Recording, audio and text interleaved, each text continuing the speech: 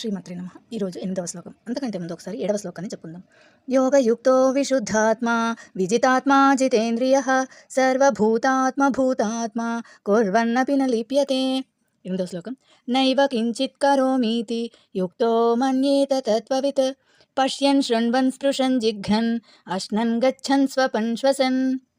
నైవ అంటే కాదు, నిజంగా. కించిత్ ఏది, కరోమీతి నేను చేస్తున్నాను, యుక్తో యోగంలో స్థిరంగా ఉన్నవాడు, మన్యేత భావించాలి, తత్వవిత్ తత్వజ్ఞాని అంటే సత్యాన్ని తెలిసినవాడు, పరమ సత్యాన్ని తెలుసుకున్నవాడు అనేసి. పశ్యన్ చూస్తూ, శృణ్వన్ వింటూ, స్పృశన్ స్పర్శిస్తూ, జిఘ్రన్ వాసన చూస్తూ, అశ్నన్ తింటూ, గచ్చన్ నడుస్తూ, స్వపన్ నిద్రిస్తూ, శ్వసన్ శ్వాస తీసుకుంటూ అంటే తత్వజ్ఞాని యోగంలో స్థిరంగా ఉన్నవాడు నేను ఏ పని చేయడం లేదు అని భావిస్తాడు. చూస్తున్నా, వింటున్నా, స్పర్శిస్తున్నా, వాసన చూస్తున్నా, తింటున్నా, నడుస్తున్నా, నిద్రిస్తున్నా, శ్వాస తీసుకుంటున్నా తాను కర్తను కాదని గ్రహిస్తాడు అని ఈ శ్లోకం యొక్క అర్థం. శ్లోకాన్ని ఇంకొకసారి చెప్పుకుందాం.